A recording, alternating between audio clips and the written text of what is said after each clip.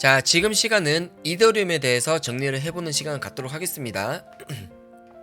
이 영상을 보시기 전에 일부 영상 먼저 보시고 오시면 더 많은 도움이 되실 거라고 생각하고 있습니다. 이더리움을 먼저 정리를 하자면 이더리움은 원래 POW 방식이었습니다. 작업 증명 방식이었는데 POS로 해서 지분 증명으로 변경이 됐어요.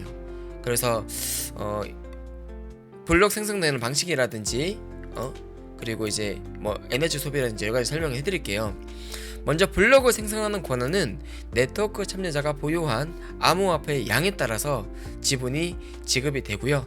그래서 경제적이지 않으면서 에너지 소모가 거의 없다고 보시면 됩니다. 그래서 복잡한 수학 문제를 푸는 대신에 네트워크에서 보유한 지분이 클수록 그죠? 블록 생성 확률이 높아진다라고 보시면 되실 것 같고요. 에너지 소비는 위에 말씀드렸던 것처럼 연산 작업이 필요가 없어요. 그래서 에너지 소비가 매우 적다. 그리고 네트워크가 효율적이고 환경 친화적이다 라고 보시면 되실 것 같습니다.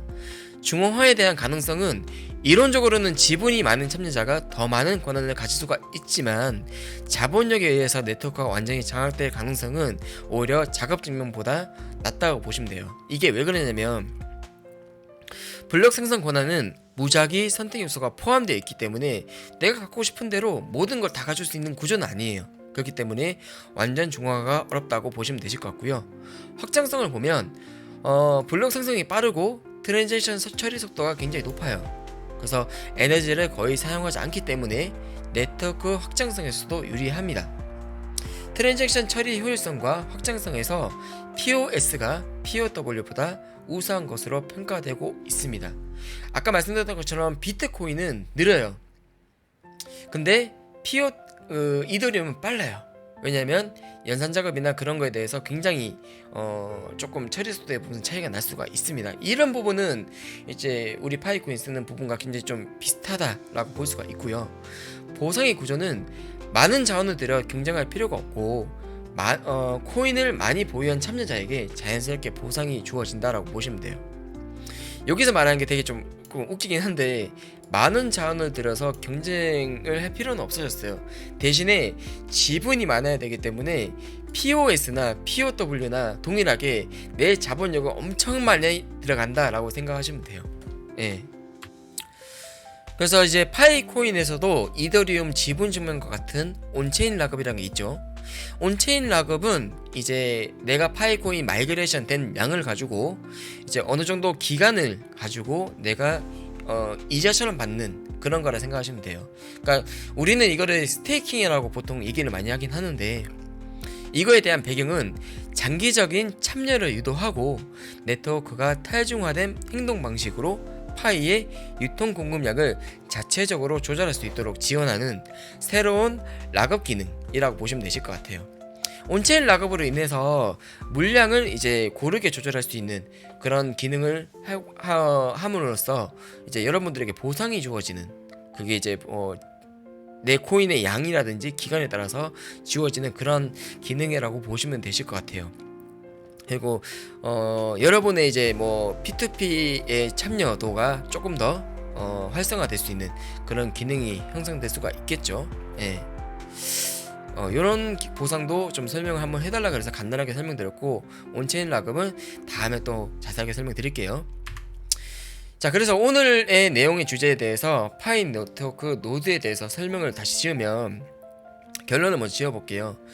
CPU 팩터가 높으면 높을수록 블록체인은 블록당 더 많은 트랜잭션을 처리하거나 초당 더 많은 트랜잭션을 처리할 수 있는 등 향후 확장성에 대비할 수 있다고 적혀 있어요. 그러니까 여기서 중요한 거는 파이 블록체인은 에너지와 자원 지배적인 블록체인이 아니고요. 에너지 많이 사용할 수 있는 그런 블록체인이 아니라고 보시면 돼요.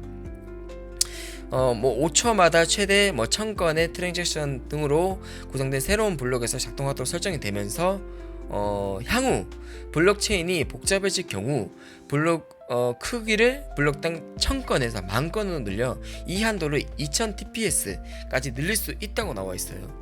그러니까 파이 노드가 기여하는 CPU가 높을수록 파이 네트워크는 향후 더 많은 공간을 확장하고 더 많은 일을 할 수 있다라는 내용을 가지고 있죠. 예. 그래서 여기서 좀 여러분들에게 좀 물어보고 싶었던 질문이기도 하고, 저걸 하면 어떻게 했을까라는 내용을 잠깐 남길게요.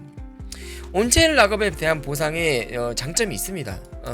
장점은 참여자에게 보유 물량과 기간에 따른 추가로 락업에 대한 보상 효과로 인해서 파이 코인을 더 많이 늘릴 수 있는 장점이 되기도 하죠. 그리고 파이 생태계에서 락업으로 인해 물량이 조절이 가능하고요. 그리고 생태계에서 P2P 물물 거래이기 때문에 거래량이 증가할 수밖에 없습니다. 대신에 다만 중요한 거는, 여기서 중요한 거는 이제 돈이 많이 들어간다는 거예요. 돈만 많으면 많은 물량이 보유하는 거는 정말 쉬워요. 근데 파이코인은 많은 분들이 같이 할 수 있길 바라는 거지, 누구 하나 특정되게 물건을 많이 모으기 위한 그런 프로젝트가 아닙니다. 그래서 핵심을 들면 락업 보상 효과와 동시에 파이 유통 공급량 조절 대안이 될 수 있다, 이런 장점이 있는데, 자, 파이 노드 보상은 또 달라요. 파이 노드 보상은 파이코인의 생태계 보안을 담당하는 노드입니다. 그렇기 때문에 가장 중요한 핵심이 담겨져 있죠. 신뢰성을 가진 노드를 코어팀에서 선정을 해줍니다.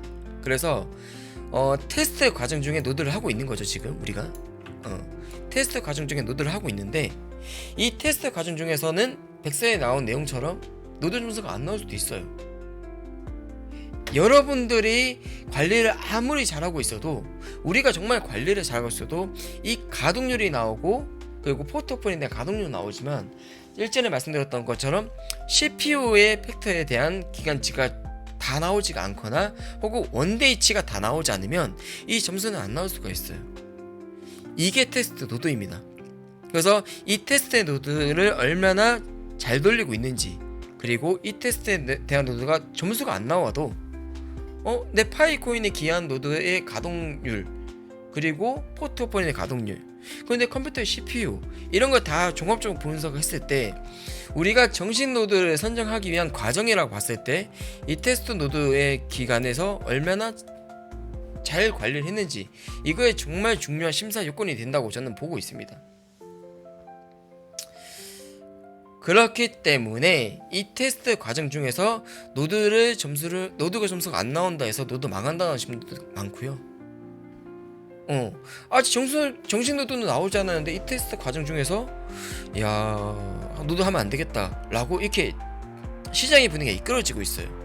근데 이 노드라고 하는 거는 정확히 말씀드리면 파이코인의 생태계의 보안을 담당하는 노드이기 때문에 블록체인의 꽃이라 보면 돼요. 이게 없으면 안 돼. 온체인 락업 보상은 없어도 되거든요. 근데 파이코인 노드 보상이 없으면, 노드가 없으면 파이코인 돌아가지가 않아요. 그래서 우리가 이 테스트 노드를 담당하고 있는 거는 신뢰성을 검증하기 위한 이 과정이라 보고 있습니다. 과정.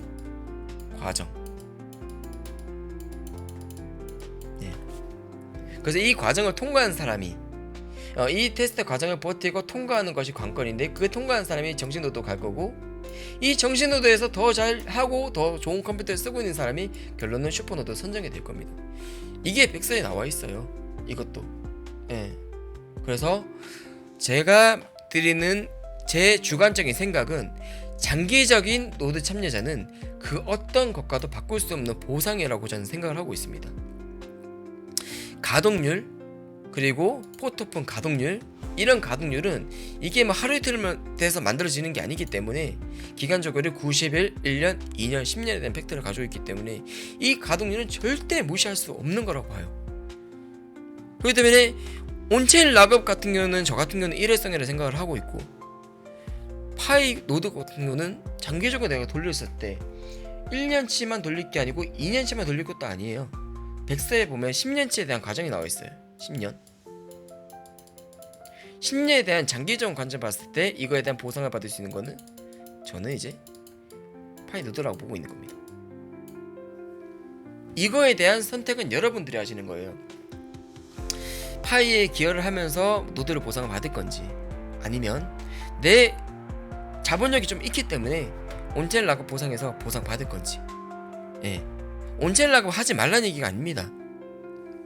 근데 온체인 락업의 기능보다는 파이코인의 기능이 더 많다는 것을 저는 생각을 하고 있는 거예요.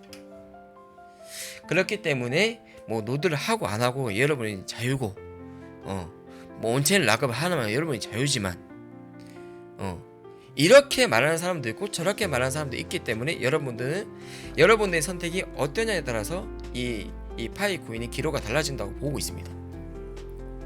그래서 오늘의 내용의 중에서는 결론적으로 파이 코인 노드 보상을 받는 거에 대해서 설명을 드렸지만 온체인 락업에 대한 것도 설명드렸고 이 두 가지를 비교했을 때 어떠한 우리가 선택을 해야 될 것인가는 여러분의 판단에 맡기도록 하겠습니다.